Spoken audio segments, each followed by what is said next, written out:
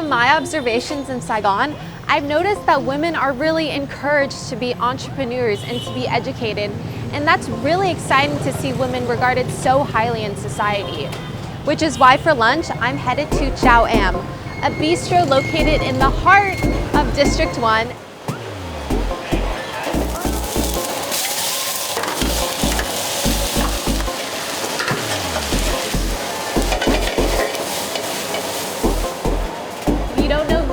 You've probably seen a billboard of her somewhere in Vietnam. She's most notable for her beauty and for being the host of a very popular Vietnamese TV show, but under all that glamour is a very strong businesswoman who's always done it herself. So I'm really excited to have this lunch because your girl needs some female empowerment. Chao cô. Hi, hello Celina. Hi everyone. Thanks for having me at your beautiful you restaurant. forgot to mention which Vietnamese production that I've been a host for. And well, I try to keep it low key, you know. I have to say that I'm very proud to be working with Paris by Night for the past 25 years, and it's on that platform that I'm known by most Vietnamese around the world. Okay, so, right. Yes, you're most known for being an MC of Paris by Night.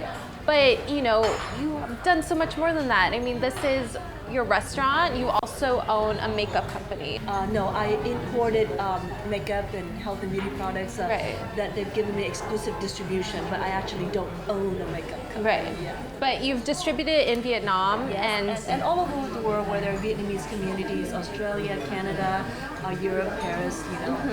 Yes. Okay, so let's rewind though. Okay. Before Paris by Night, before the beauty stores and the restaurant, what was your upbringing like? I know that you have a very cool family history. Yes, well, my father, as everyone knows, is Nguyen Cao Ky, and he was the former Prime Minister of South Vietnam before 75. So our family came to America after 75, and actually, I think it was very fortunate for myself because I was too young to remember living in the palace. Yeah, the palace and the glamorous life or whatever that was. I came to America when I was 9. Okay. So I started in junior high school and going through high school like every other ordinary kid, going to work part-time at 15 and a half years old, serving food court in the mall. Mm-hmm. Where was this? Is this in California? In California, Orange County. What high school did you go to? Marina High School. Marina? What? No, I didn't know that. Yeah, Marina High School, and my first job was in Westminster Mall, serving I used to go there all the time. Food court, and then working my way up to being a salesperson at Macy. So, just I think I grew up very much like any kid in Southern California. Right. So despite having this history, you had a very normal life, childhood, having to work, and always thinking that I have to work, working part-time jobs throughout college, and I never feel like I have someone or that I should rely or fall back on anybody. Right. Yeah. And then from there, you went to law school, right? I went to law school because that's a promise I made to my mom. Okay. So was it your decision though? No. As any Vietnamese mom, my mom is always, no matter what you do, you gotta finish school, but not just any school, law school. And yes, the food is here. Actually, wait, I have had hot gap, but at a very small. Not here. Not here, right? No. You gotta try this. And then. So it was a promise I made to my mom because she said that as they came to America midlife, right? They didn't know much of the law, of the way people live, so they feel they were at a disadvantage. So basically, every business they started, they failed. Just a lot of reasons. So she said that living in America, the worst thing someone can say to you is, "I'll sue you."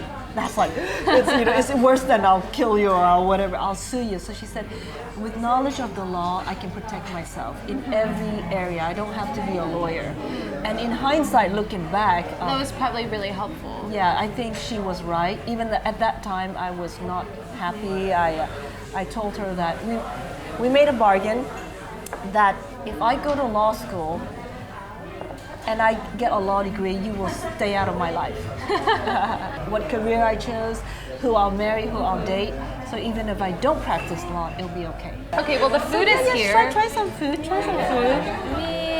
So what is this? Okay, this is hủ tiếu cá. I mean, it's hủ tiếu. What's it? Rice. Is it rice noodle? Yeah. Fish rice noodle, and of course we use gan lang, which is a river fish, not an ocean fish, and it's very. These things are radishes, but it's dry radishes that we have to import from another country, which I'm not gonna say which country because that would give away our secret. And you taste the broth, and it's very, very sweet. Taste the broth. Yeah, it's. Oh, that's so good. I like it much better than pho. Right. And here we call this bánh xèo Vietnamese, which is like an omelet. Usually it's served inside with bean sprouts, shrimp, and pork. But at Chao Em, you can do a vegetarian version because I'm a vegetarian. I mean, 6 days a week I'm a vegetarian, so one day I get to eat fish. And then on your day that you're not a vegetarian, what's like your splurge meal? This rice noodle with fish, hủ tiếu cá, or anything fish. I would also do, sushi and stuff like that. Well, I think Vietnamese foods are among the healthiest food in the world. That's true. It's all the herbs, and when I eat Vietnamese food, I never feel like disgusting. You know? They say that you don't need to go to a pharmacy, just open your fridge.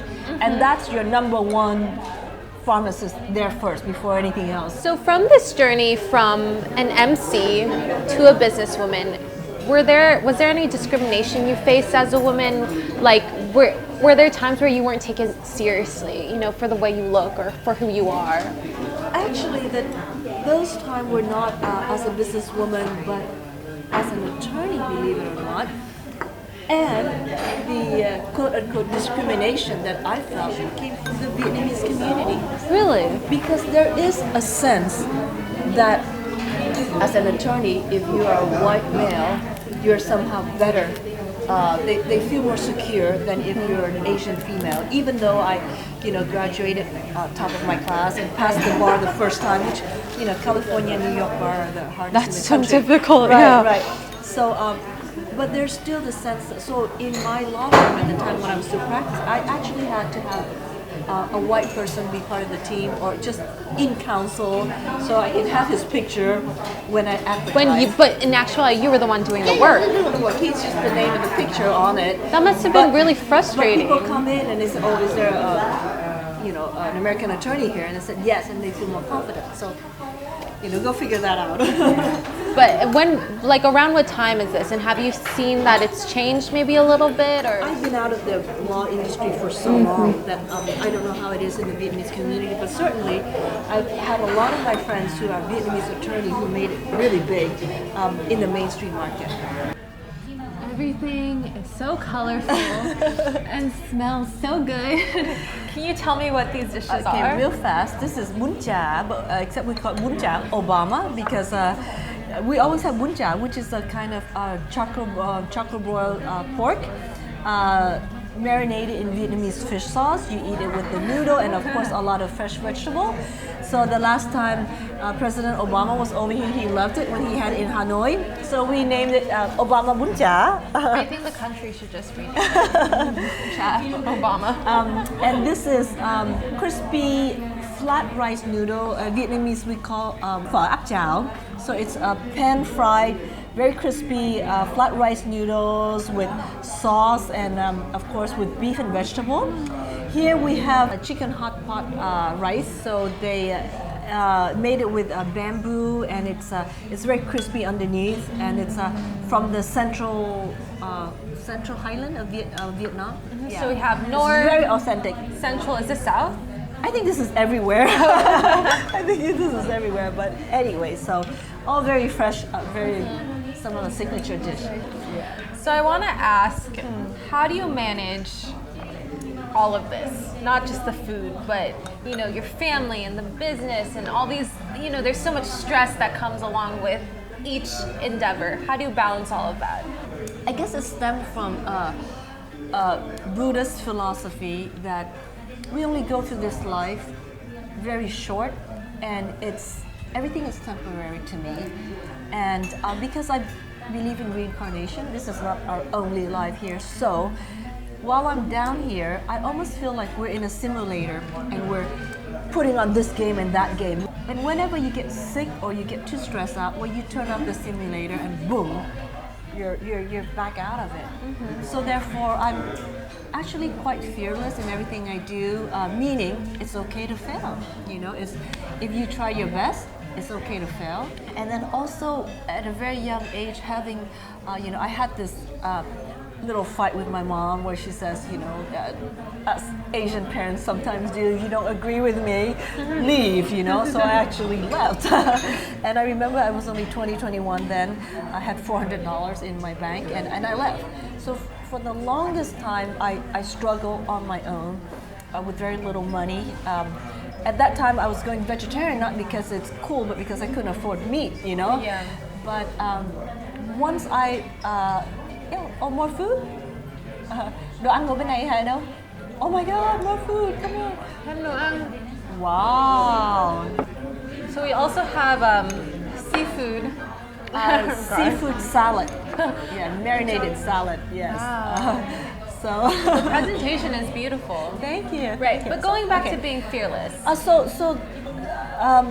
So once you've lost everything, for me, my standard is very low. If I'm confident that I can put food in my stomach, 2 meals a day, if I'm confident that I can put a roof over my head, whether it's sharing a room with someone for $300 or $400 a month, if I know I can have transportation, which means I can take the bus, I can walk, I can bike, then how much do I really need to live each month?